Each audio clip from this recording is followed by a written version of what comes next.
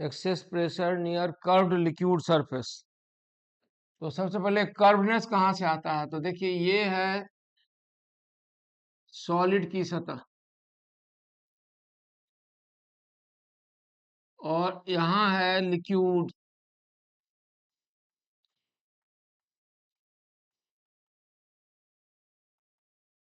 और ये है एयर, ये है सॉलिड। अब यहाँ पर जो मॉलिक्यूल है लिक्विड का कांटेक्ट पॉइंट पर, उस पर तीन फोर्स एक्ट कर रहा है। तीन फोर्स मतलब एक फोर्स है force of cohesive force of interaction between liquid molecules, water और वाटर के बीच। एक है उस मॉलिक्यूल और गैस मॉलिक्यूल के बीच एडहेसिव फोर्स, जिसका स्ट्रेंथ इसलिए कम है कि गैस में मॉलिक्यूल का नंबर कम है। और एक है उस लिक्विड मॉलिक्यूल और सॉलिड के बीच का एडहेसिव फोर्स, यानी ये है cohesive force between the liquid molecules. ये है adhesive force between liquid molecule and gas, और ये भी है adhesive force between liquid molecule and solid. अब इन तीनों फोर्स का रिजल्टेंट तय करेगा कि ये जो मॉलिक्यूल कांटेक्ट पर है वो ऊपर राइज करेगा या नीचे डिप्रेस होगा। जो कांटेक्ट पर मॉलिक्यूल है वो ऊपर राइज करेगा या नीचे डिप्रेस होगा। तीनों फोर्स का रिजल्टेंट तय करेगा। तो तीनों का रिजल्टेंट अगर इस तरह हो कि सरफेस का ये हाल हो जाए, क्या हाल? ये तो सॉलिड है, सरफेस ऐसे शेप ले ले, कंकेव हो जाए, लिक्विड मॉलिक्यूल राइज करे और सरफेस कंकेव हो जाए, ऐसा भी हो सकता है। लिक्विड मॉलिक्यूल डिप्रेस हो नीचे और सरफेस मान लो कि कन्वेक्स हो जाए, ऐसे, ऐसा भी हो सकता है। तो इस समय जो कर्व सरफेस है उसके कर्वनेस को, यानी कितना कर्व हुआ, नापने के लिए एक टर्म डिफाइन करते हैं, उसको बोलते हैं angle of contact. Angle of contact, angle of contact.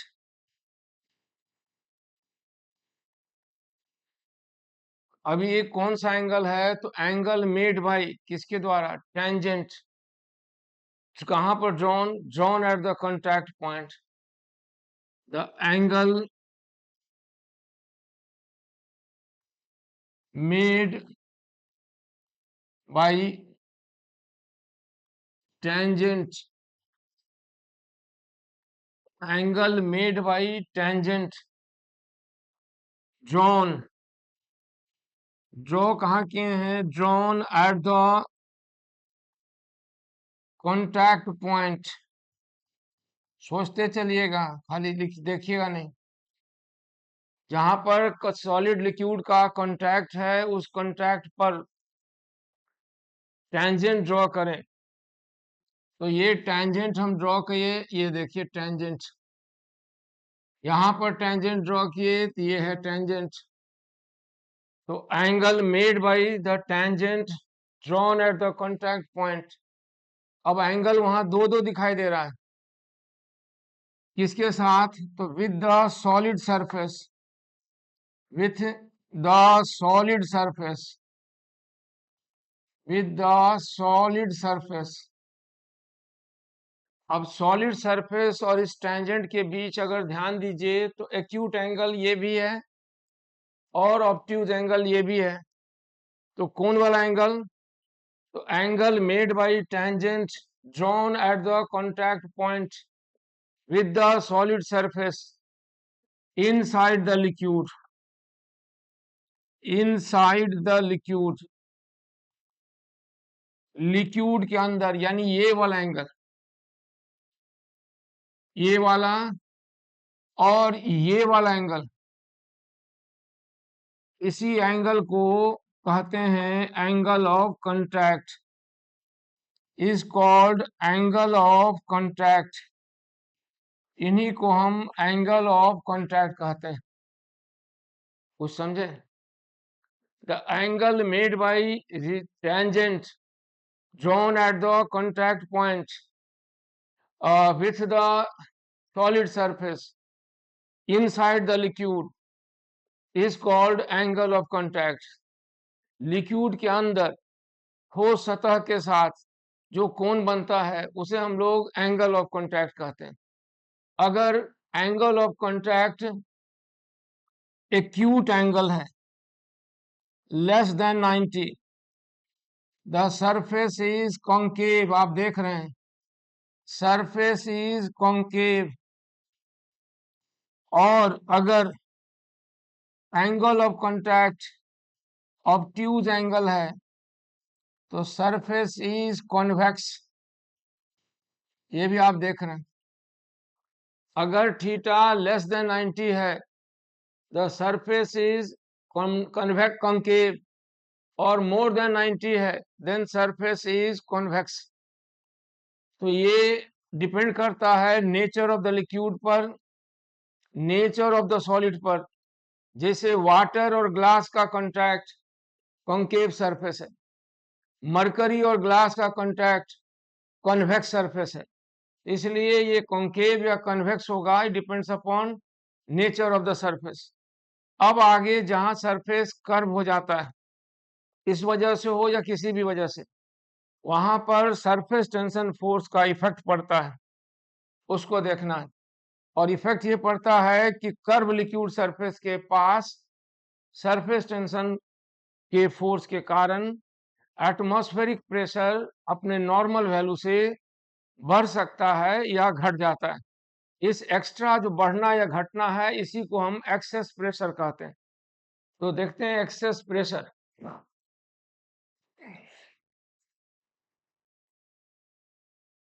अब सरफेस अगर कॉन्केव है तब क्या होगा, और सरफेस अगर कन्वेक्स है तब क्या होगा। तो सरफेस को लेते हैं कॉन्केव, और देखें कॉन्केव में क्या होता है।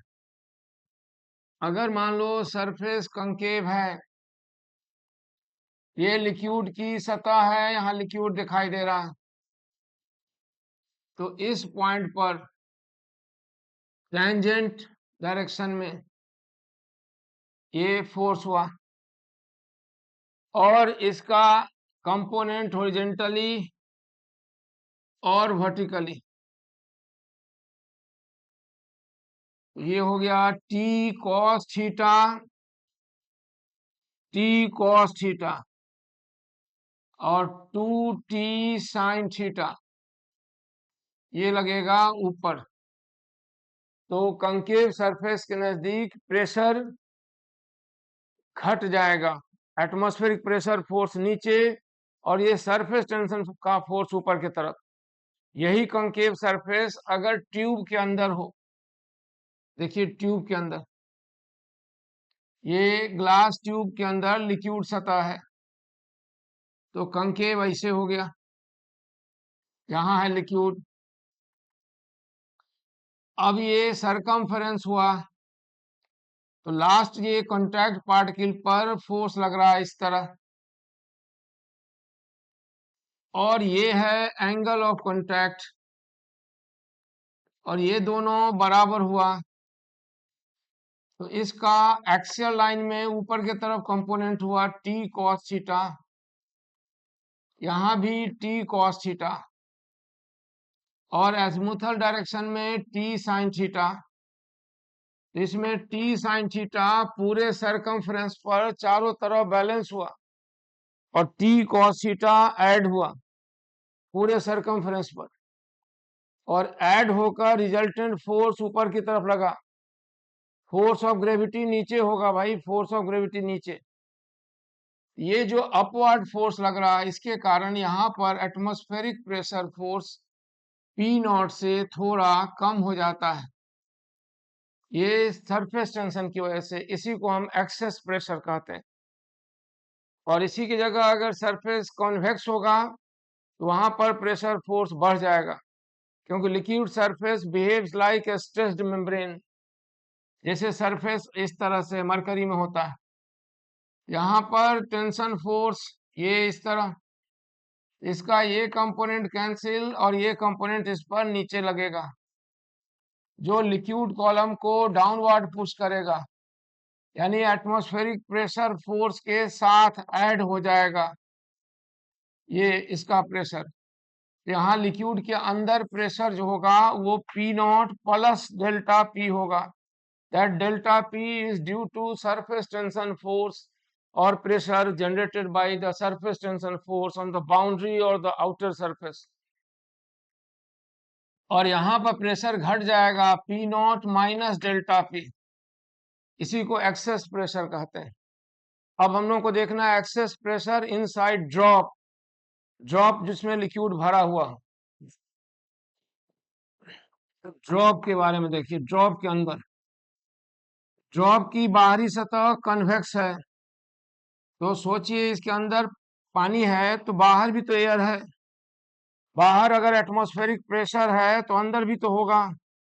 अब अंदर और बाहर का प्रेशर में अंतर होगा तभी तो ये बाउंड्री कन्वेक्स है, बाहर की तरफ बल्ज है, निकली हुई है। अंदर का प्रेशर ज्यादा होगा तभी तो बाहर की तरफ ये बल्ज है, नहीं तो पिचक नहीं आता है इसे।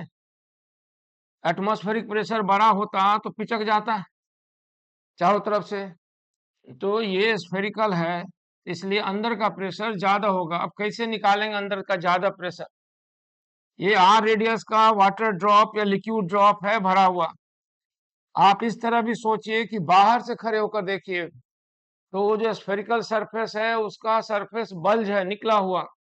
अगर एटमॉस्फेरिक प्रेशर बड़ा होता तो पिचक जाता। तो वो अंदर का प्रेशर निकालने के लिए ये सोचिए मैकेनिज्म। ये है वाटर ड्रॉप और ये है इसका इक्वेटोरियल प्लेन, ये सेंटर, ये रेडियस। तो वाटर ड्रॉप के अपर एंड लोअर हाफ को दो पार्ट में बांटते हुए सोचें। ठीक उसी तरह जैसे क्रिकेट के बॉल में देखते हैं, ऊपर वाला हेमिस्फेरिकल कप, नीचे वाला, और वहां ज्वाइंट पर सिलाई किया रहता है चारों तरफ से। उसी तरह से इस पर चारों तरफ इस बाउंड्री पर सरफेस टेंशन फोर्स टेंजेंशियली लगेगा और ये सरफेस टेंशन फोर्स पूरे सरकमफ्रेंस पर होगा। तो कुल नॉर्मल फोर्स हो जाएगा 2πr गुना टी। यहाँ टी डिफाइन किए थे, surface tension force is measured in terms of force per unit length. तो आपको याद हो क्रिकेट का बॉल तो ऊपर से हेमिस्फेरिकल कप, नीचे से कप, और दोनों कॉन्टैक्ट में और बाउंड्री पर सिलाई किया हुआ, याद है? देखें उसी तरह से यहाँ पर चारों तरफ से अपर और लोअर सरफेस सोच रहे हैं और बीच में सरकमफ्रेंस। इस सरकमफ्रेंस पर जो टेंशन फोर्स है वो इक्वेटोरियल प्लेन पर क्या एंगल बना रहा है? इसके सरकमफ्रेंस पर जो टेंशन फोर्स है वो इक्वेटोरियल प्लेन पर क्या एंगल बना रहा है? इक्वेटोरियल प्लेन पर नॉर्मल बन रहा है, और वो इक्वेटोरियल प्लेन हो गया πr²। तो इसके कारण जो प्रेशर डेवलप होगा वह बराबर होगा एफ नॉर्मल बाई एरिया, यानी ये बराबर होगा 2t/r। इस तरह लिक्विड ड्रॉप के बाहर प्रेशर P नॉट और अंदर pressure P, P is P naught plus 2t/r. This additional pressure is due to skin, due to membrane, or due to the surface of the liquid drop, because the membrane outer free surface behaves like a stressed membrane, और वो drop को दबाता है अंदर की तरफ, और उसके कारण ये एक्सेस प्रेशर डेवलप हुआ। ये ड्रॉप में अंदर का प्रेशर एटमॉस्फेरिक प्रेशर से ज्यादा है, तभी तो एटमॉस्फेयर में बल्ज है बाहर की तरफ। नहीं तो एटमॉस्फेरिक प्रेशर ज्यादा होता तो ये स्फेरिकल ड्रॉप पिचक जाता जगह जगह इस तरह से। वो स्फेरिकल आउटवर्डली कन्वेक्स कैसे रहता, सोच रहे हैं नहीं बात?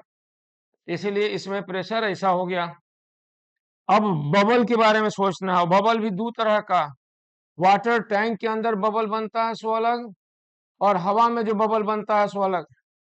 तो पहले हम लोग देखते हैं pressure inside bubble in air. Bubble बना है एयर में, तो बबल इन एयर, और तब bubble inside the liquid tank और वाटर टैंक। ठीक है, एयर में बबल देखिए पहला,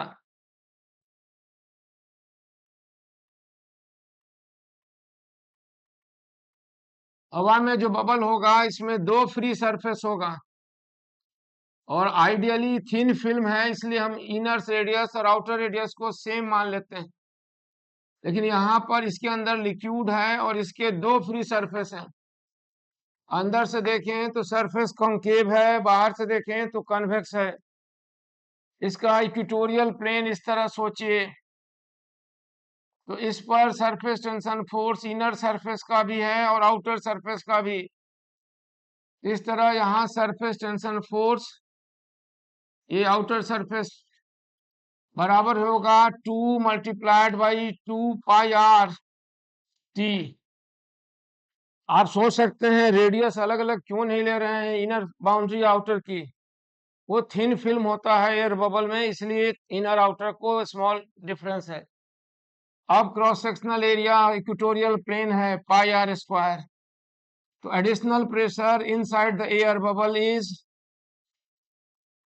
4t/r, यानी बबल के अंदर प्रेशर रेडियस की इनवर्सली प्रोपोर्शनल है और दुगुना है, यानी रेडियस जितना छोटा उतना प्रेशर ज्यादा। यानी दो बबल या दो ड्रॉप को मिलाइए तो छोटा और बड़ा में अंतर है, छोटे में प्रेशर ज्यादा, बड़े में कम। ये हुआ एक्सेस प्रेशर। तो बाहर प्रेशर एटमॉस्फेरिक, तो अंदर प्रेशर कितना होगा, तो अंदर प्रेशर होगा P0 प्लस 4t/r। अब सोचिए अंदर का प्रेशर अगर ज्यादा ना हो तो ये स्फेरिकल बाहर से कॉन्वेक्स नहीं होगा, पिचक जाएगा, कंकेव होगा, ये संभव है एटमॉस्फेरिक प्रेशर ज्यादा, क्योंकि किसी भी सरफेस पर ये अंदर का प्रेशर फोर्स बाहर, बाहर का अंदर, तो एटमॉस्फेरिक प्रेशर और पी ए इनसाइड प्रेशर ज्यादा है, तभी तो वो कन्वेक्स है, बाहर की तरफ उभरा हुआ है आउटसाइड की तुलना में। ये बात समझ में आ रही होगी। अब तीसरा केस लेते हैं, वह बबल, वह ड्रॉप जो टैंक के अंदर है, पानी के अंदर, यानी बबल कहाँ बन रहा है, तो बबल बन रहा है inside liquid tank, inside liquid tank, water tank कुछ में, तो उस लिक्विड के अंदर बबल बन रहा है। अभी जो बबल था वो हवा में बुलबुला था, उसमें दो सरफेस थी फ्री। अब टैंक के अंदर जब बनेगा तो एक ही सरफेस होगी, कैसे, तो देखिए ये है वाटर टैंक, इसमें है जल भरा हुआ और इसके अंदर बबल बन रहा है, ये बबल है।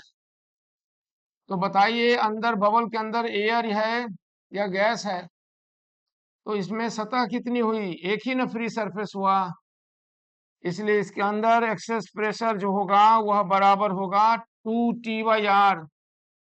अब आपको नहीं लगता कि अगर यहाँ का प्रेशर P1 है तो अंदर का प्रेशर P2 होगा, तो P2 बराबर होगा P1 प्लस 2t/r। अगर उस गैस का अंदर, बबल के अंदर की गैस का प्रेशर ज्यादा नहीं हुआ तो वो बबल कोलैप्स कर जाएगा, वाटर प्रेशर के कारण पिचक जाएगा, चिपक जाएगा दीवार, इसलिए इसमें प्रेशर ज्यादा। ये समझ में आ गई बात, ये है एक्सेस प्रेशर। अब थोड़ा जानना है कि दो बबल अगर कांटेक्ट में हो तो कांटेक्ट सरफेस कैसा होगा। दो बबल अगर कांटेक्ट में हो तो कांटेक्ट सरफेस का रेडियस ऑफ कर्वेचर क्या होगा। जी सर, टी क्या है, टी क्या है, टी सर, अरे अरे सब भूल गए टी। देखिए हम लोग सबसे पहला दिन पढ़े थे कि ये लिक्विड की सतह है, इस पर आर्बिट्ररी स्ट्रेट लाइन ड्रॉ करते हैं अपनी मर्जी से, और वो straight line per unit length tangential direction में फोर्स लगता है, इसी फोर्स को सरफेस टेंशन फोर्स कहते हैं, पर यूनिट लेंथ को। ये जो फोर्स लगता है पर यूनिट लेंथ, इसी को सरफेस टेंशन कहते हैं। तो T is the measure of surface tension force. force per unit length or perpendicular to the length of arbitrary straight line drawn on a liquid surface. Liquid तरल की सतह पर खींची गई स्वेच्छानुसार रेखा के लंबवत सतह के स्पर्शीय जो बल लगता है वही है सरफेस टेंशन फोर्स F/L। क्या आप समझे? अब इसके बाद जानना है, क्या जानना है? जानना है कि जब दो बबल कांटेक्ट में हों तो कांटेक्ट सरफेस का रेडियस ऑफ कर्वेचर क्या होता है। जब दो बबल कांटेक्ट में हों तो कांटेक्ट सरफेस का रेडियस ऑफ कर्वेचर निकालना है। तो लिखिए मतलब क्या, radius of curvature of the contact surface of two bubbles, और ड्रॉप भी लेते लेकिन बबल ही लेते हैं। तो लिखिए radius of curvature of contact surface of two bubbles, और दोनों बबल का रेडियस अलग लिए हैं। अगर इक्वल हो जाए तो क्या होगा ये भी देखेंगे। तो radius of curvature, radius of curvature, curvature किसका? Of contact surface, contact surface किसका? Contact surface of two bubbles. ये देखिए टू बबल्स इन एयर, हवा में बबल्स बना रहे हैं, पानी के अंदर का भी नहीं ले रहे। तो उसमें पहला कांटेक्ट कैसा हो सकता है? तो इंटरनली एक्सटर्नली कांटेक्ट में है, एक्सटर्नली कांटेक्ट, नली ना लिखें, एक्सटर्नल कांटेक्ट, एक्सटर्नल कांटेक्ट। ये एक्सटर्नल कांटेक्ट कैसा हो सकता है? देखिए ऐसा हो सकता है, ये हम छोटा सा ड्रॉप लिए, ठीक है, और ये बड़ा सा ड्रॉप बबल है यह। अब दोनों के हिसाब से सोचो तो दोनों पर सरफेस कांटेक्ट का अलग अलग शेप का होना चाहिए। अगर आपको छोटा दिखता है तो हम बड़ा करके दिखाते हैं। देखिए ये दिख रहा है, तो दोनों का सरफेस जो है वो अलग अलग है। इसका थोड़ा ये गड़बड़ हो गया है मगर फिर भी दिखा सकते हैं ऐसा। तो वही पता लगाना है कि यहाँ पर सरफेस कॉनकेव होगा, कन्वेक्स होगा, क्या होगा। इसका रेडियस R2 है, इसका रेडियस R1 है। यहाँ दोनों बबल हैं कॉन्ट्रैक्ट में। अब जानते हैं, आप क्या सोचते हैं प्रेशर किसके अंदर ज्यादा होगा, O1 के कि O2 के? मैसेज भी कर सकते हैं सोच सोच के। तो अगर मान लो यहाँ का प्रेशर है P1 और यहाँ मान लो प्रेशर है P2 और इस बाउंड्री पर बाहर प्रेशर P0 और इस बाउंड्री पर बाहर प्रेशर P0। अब आप क्या कर रहे हैं, किसका प्रेशर ज्यादा होगा?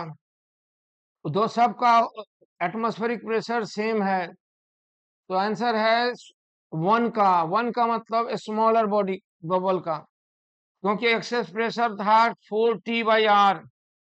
तो हम लोग 3 पॉइंट का इक्विलिब्रियम देखने वाले हैं। 3 पॉइंट कौन? एक पॉइंट है जो थोड़ा बड़ा करके देखते हैं तो शायद समझ में आ जाए। देखिए एक पॉइंट है यहाँ, इसका नाम देते हैं ए। एक पॉइंट है यहाँ, इसका नाम देते हैं बी, और एक पॉइंट है सी कांटेक्ट पर। तो तीनों पॉइंट पर इक्विलिब्रियम देखिए, अंदर का प्रेशर बाहर का प्रेशर बराबर होना चाहिए, क्योंकि बबल रेस्ट में है, बबल फूट नहीं रहा, एक्सपेंड नहीं कर रहा, इक्विलिब्रियम में है। तो आप थोड़ा देखिए P0 ए पर, पॉइंट ए पर, यानी एट द पॉइंट ए, बिंदु ए पर, बिंदु ए पर देखा जाए, समझे? तो ए पर क्या हाल है? ए पर बाहर का प्रेशर P0, अंदर का प्रेशर P1, बड़ा कौन होने की संभावना है? पॉइंट ए पर बाहर से देखें तो कन्वेक्स है, बाहर बल्ज है, निकला हुआ है। जरूर अंदर का प्रेशर ज्यादा होगा, इसलिए वहां पर इक्वेशन होगा P1 माइनस पी नॉट बराबर एक्स्ट्रा प्रेशर डेवलप्ड 4T/R1। सहमत है ना है बोलते जाइए। इक्वेशन ए। उसी तरह बी पर, बी पॉइंट बी पर, एट द पॉइंट बी को बाहर से देखिए, मतलब सराउंडिंग से। बी को जब सराउंडिंग से देखेंगे तो पी नॉट पर के बाहर प्रेशर और अंदर प्रेशर में अंतर है। इस बी के अंदर जो बबल है उसके अंदर प्रेशर बड़ा होगा, क्योंकि जब आप बाहर से देख रहे हैं बी को तो आपको वो बबल उभरा हुआ दिख रहा है, कन्वेक्स है बाहर से। जरूर अंदर का प्रेशर ज्यादा है तब ना कन्वेक्स है, तो पिचक न जाता। इसलिए यहाँ प्रेशर होगा R2। सही है। अब सोचिए, अगर P1 का प्रेशर बढ़ा हुआ तो C पर P1 की तरह O1 से देखने पर कंकेव होगा, O2 से देखने पर कन्वेक्स होगा। सहमत है बात से? अगर P1 P2 से बड़ा हुआ तो O1 से देखने पर कॉन्टैक्ट सरफेस जो है, कॉमन कॉन्टैक्ट सरफेस, वह कंकेव होगा। और अगर P2 बड़ा होता तो O2 से देखने पर कंकेव होता। अब हमको तो कुछ पता नहीं है, किसी एक का मान लेते हैं। तो मान लेते हैं कि P1 minus P2 equal to 4T/R, where R क्या है? तो R उस फाइनल सरफेस का रेडियस है जो रिजल्टेंट सतह आया। देखिए बड़ा करके ये, वो जो फाइनल सरफेस आया उसका, अगर वो सरफेस O1 से देखने पर कंकेव हो तो P1 बड़ा है, अगर वो सरफेस O2 से देखने पर कंकेव हो तो P2 बड़ा है। क्या सहमत इस बात से? हम्म, ठीक है, शायद कुछ जवाब तो नहीं मिल रहा। तो अगर ऐसा है तो अब इक्वेशन नंबर सी हुआ। तो अब आप ए और बी को इक्वेट करके सी निकालिए। कैसे निकालिएगा फिर से बता दें, शायद नहीं समझ पाए। देखिए ये जो है, ये क्या, पॉइंट सी पर देखें, पॉइंट सी अगर O1 से देखने पर कंकेव है तो इसका मतलब P1 बड़ा है, और पॉइंट सी O2 से देखने पर कंकेव है तो P2 बड़ा है, और अगर प्लेन है तो P1 बराबर P2 है। समझे? यही बात है, इसलिए हम लोग अभी प्लेन में नहीं माने। अब दोनों को कैसे स्मॉल r निकालिएगा, तो कैसे निकलेगा? तो ए से बी को घटाइए, सी की प्राप्ति होगी। ए से बी को घटाइए, ए से बी को घटाएंगे तो बाएं साइड आ जाएगा P1 माइनस P2। तो P1 माइनस P2 बराबर 4 सब, हाँ हाँ, बराबर 4T1/R1 माइनस R2। अब इस इक्वेशन डी को और सी को इक्वेट कीजिए। ये आ गया 1/R बराबर 1/R1 माइनस 1/R2। देखिए क्या आया, R बराबर आ गया R1 R2 R2 minus R1। ये हो गया रेडियस ऑफ कर्वेचर। अब यहीं से सोच लीजिए कि अगर R2 R1 बराबर है, यानी दोनों बबल बराबर साइज का है, तो स्मॉल r क्या आता है? इन्फिनिटी। सहमत है बात से? अगर R1 R2 बराबर है तो स्मॉल r आता है इन्फिनिटी, और इन्फिनिटी होने का मतलब सरफेस प्लेन है, कॉन्टैक्ट सरफेस प्लेन सरफेस है। सहमत है? तो अगर दोनों बबल आकार में समान हो तो कॉन्टैक्ट सरफेस प्लेन सरफेस हो जाएगा, न कनकेव होगा न कन्वेक्स होगा। ये हुआ एक्सटर्नल कॉन्टैक्ट। अब जल्दी से देख लेते हैं इंटरनल कॉन्टैक्ट। अभी हुआ एक्सटर्नल कॉन्टैक्ट, दो बबल हैं एक्सटर्नली कॉन्टैक्ट में। अब देखते हैं जिसमें दोनों बबल हैं इंटरनली कॉन्टैक्ट में, और संजोग से इसके लिए जगह बनाना पड़ेगा। यही प्रॉब्लम है इस बोर्ड में।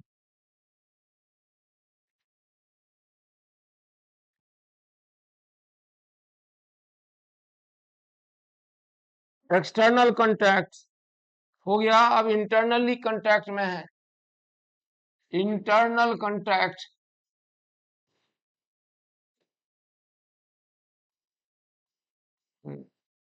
देखिए ये है बड़ा बबल, तो इसके ये है छोटा बबल। अब ये दो बबल जो है, अगर छोटे का हिसाब किया जाए तो सरफेस ऐसा होना चाहिए, अब बड़े का हिसाब करो तो सरफेस ऐसा होना चाहिए। यानी अगर सिर्फ बड़ा सरफेस होता तो ये होता, उसका रेडियस ज्यादा होता, समझे। और अगर सिर्फ छोटा होता तो वो होता जिसका रेडियस बड़ा होता। अब होगा क्या, इसका सेंटर है O1, इसका रेडियस है R1, इसका सेंटर है O2 और रेडियस है R2।